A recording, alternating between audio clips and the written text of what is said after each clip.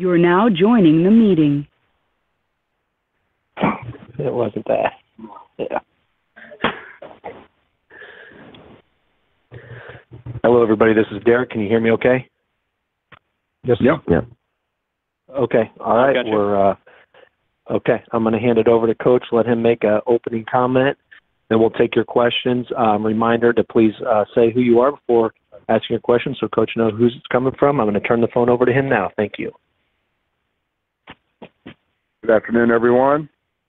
We are here in Vegas and coming off a game that was interesting to say the least. I likened it to two kids playing in the sandbox, fighting for the same shovel. It was ugly, but yet I felt like there was a tremendous amount of growth coming out of that, just from the standpoint that nothing was really clean. It reminded me a few years ago when I was in the NCAA tournament. We played Utah, and we'd been one of the top scoring teams in the country, and neither team could score. Both teams shot low 30s, and it was just an ugly game. And that's what the other night was. And I think, not to discredit anything Austin Peay did, I think it was a little bit of a letdown for us coming off of two conference games with tremendous emotion, and then seeing a team that plays just like you and did a lot of the same things. And we obviously weren't very sharp. Started with dribbling the ball off our foot in the first play. But I am proud of our finish. I thought we did some really good things down the stretch. I thought we were good enough defensively. I didn't think we were great. And then I was back. It was good to see us get back on the offensive glass, and that was impactful in the game. And our points off turnovers was also a positive, and ultimately probably the difference in the game.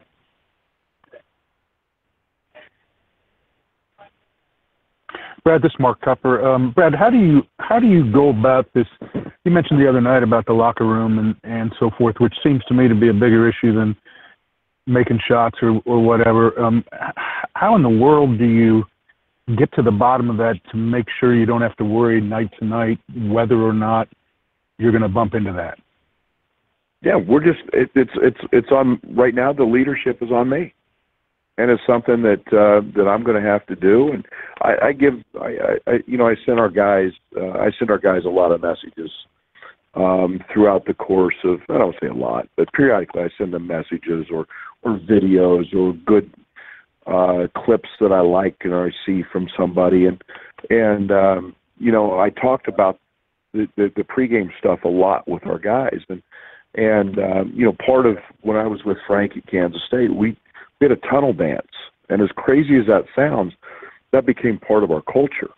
And it became part of our swagger, and it got guys ready to play. And there was one player that started it, and he became, to be quite honest, probably just as famous for that as his play. But it was a mental approach, and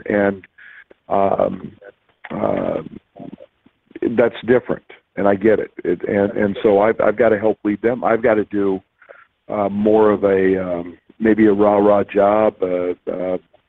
Be more conscious of making sure and more tuned into with whether we're ready to play. One thing I've never, like I said, I haven't had to worry about a great deal, but I am now, and I'm learning as well. So we'll get it figured out. No question about that. Thank you.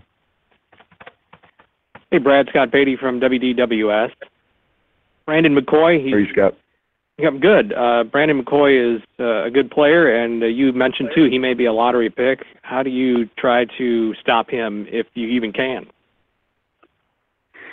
Well, I think the one thing is he's been pretty consistent in getting 20 and 12 for those averages, and to do that over 9 games that they've played, that's pretty consistent, and some of that's just sheer talent, length. We've got to make things hard for him. I always like meeting that challenge with effort. I think one of the real keys when you face tremendous interior play, you've got to have great perimeter defense.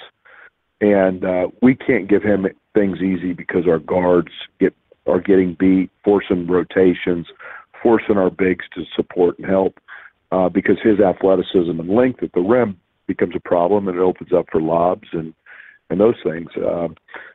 We can't give him easy baskets. We got to, by being on the offensive glass, he's 3+ offensive rebounds a game.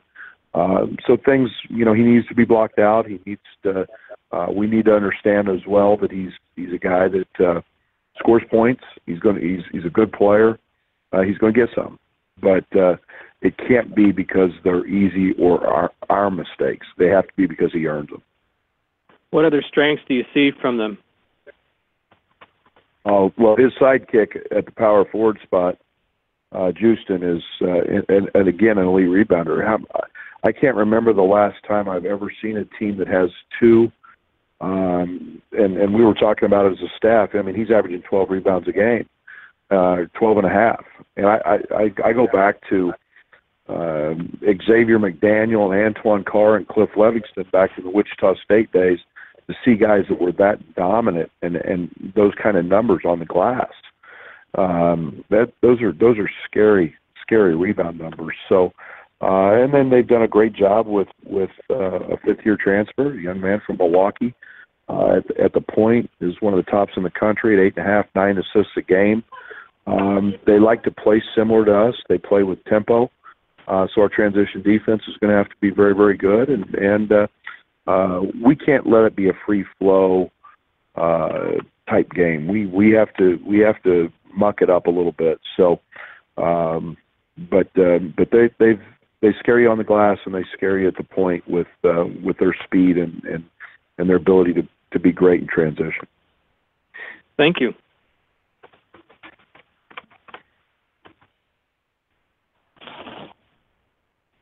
Brad, this is Rob McCauley.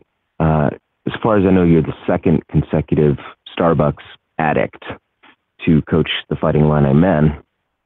And also, as far as I know, the NCAA does not.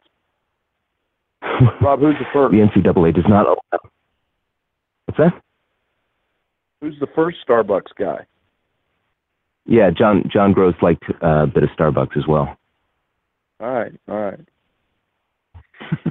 So my question, I don't think your team is allowed to have any coffee before a game, which may be part of the reason that they come out a little bit lackluster, but especially tomorrow night at 11 o'clock Central time, they're going to have some energy when it's usually time to go to bed. So I'd like you to explain if I'm correct about that rule and what you think about it. I don't know if it is one. I don't know if they can. I mean, I've seen players in the past have coffee for breakfast. I played at 6 o'clock in the morning. I played many 9 o'clock starts. We got out last night. Got adjusted to going to bed, getting night's sleep, and I'll be honest. I don't know about the rule with caffeine. I mean, our guys are going to be hydrated and amped up. We're playing a great team with a guy who's a potential lottery pick, and if natural adrenaline can't get you excited about that one, then we probably got more problems than whether we can drink coffee or not before a game. Mm-hmm. Also, have you lost any money yet? No. I work too hard for my money. Right. That's all for me. Thanks. Brad, this is Scott Ritchie. Maybe to branch off of what Mark asked you to start with, have you seen the players maybe after these last couple games address kind of that flat start, or just maybe not Michael talked about just not having the right kind of energy against Austin Peay. Have you seen them try and figure that out, tackle that themselves a little bit? Well, I've been told that there was a players only meeting. To kind of address that, but that's probably better asked to one of the players. And if I have to do it every game, we're not gaining the right. I'm not giving them the right perspective. I've got to do a better job of getting them to understand exactly You know, and it's not as easy as it sounds, Scott. Sometimes you got to teach them. Sometimes it's, and I use the word swagger probably a lot. That as insignificant as a tunnel dance sounds, what we did at Kansas State, it gave us our swagger. And it was piped in through the arena, and our fans went nuts. It was on the big boards, and when we took the court at K-State, it was the Wabash Cannonball. That became our tradition. That became our swag, and everybody took a turn in the line dancing, and we had guys beating on the walls, and it became part of our identity. So it's not as easy as it just, you know, everybody kind of gets mentally prepared, but there's an emotional state and an energy that's needed. And like I said, my guys at SFA did something else. Our guys at Oklahoma State did something else. It's just they've got to kind of find that themselves, and I can't create it. I can just help show them how it's done. I mean, I don't care. You watch NBA teams; they do it. You know, they have their routines, and we've got to get some personality out of these guys to be able to do that. And you know, I don't want subdued personalities. I want guys to have outgoing and boisterous and feel like they can let loose and be themselves. And so I got to help them there. Oh, yeah, another one. As well as McCoy and Houston rebound, I mean, is this a game where, you know, your guards need to be involved even more just to put another body, you know, down there?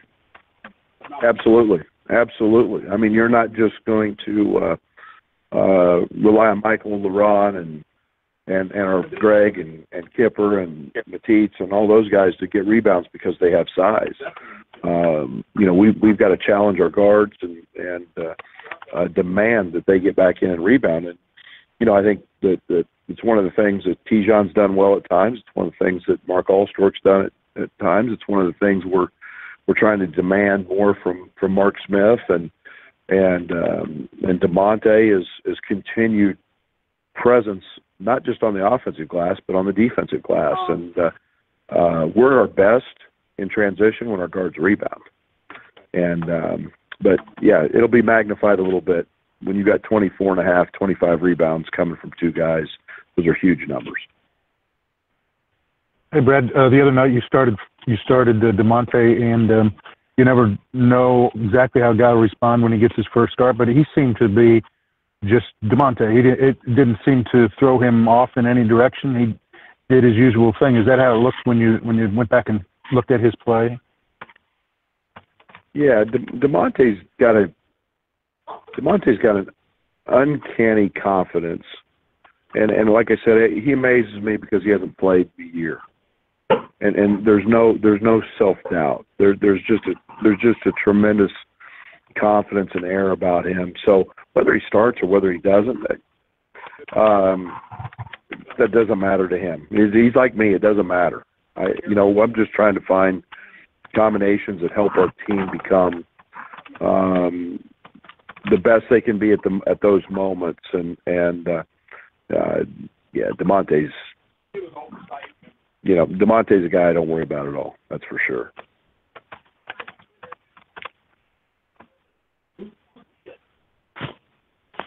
Brad, Scott Beatty again. Question about plus minus. You've mentioned it before. What do those stats give you, and how can they mislead anybody else looking at the box score in terms of seeing if a player is actually being productive enough? Well, I think that from the negative side, you can look at plus minus and you can see a negative number, but it's it could be a very short window, or opportunity that was given. You can throw up a negative number, but over the course of time and multiple games and long periods of games, those numbers hold out very, very true. And I think I say it's referenced a lot in the NBA. There's a reason it is, because it holds true. It's no different than us charting in the off season who wins and loses pickup games. you always find out who the winners are. And it's no coincidence that a lot of the guys that you play during the course of the season are the same guys that their teams win in pickup games, no matter who you put them with. And, I always go back to Thomas Walkup. I mean, dude won almost 90% of his pickup games, and I could put him with 4 walk-ons. And so there's tendencies that happen out of plus minus. And right now I'm really dialed into the lineups that are playing well in certain games and have their moments. And that's something that we've got to continue that I'll always continue to look at and gain information from.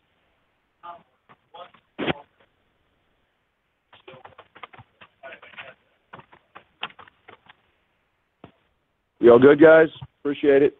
We're good. Thank you, Coach. Thank you. Thank you very much. Thanks.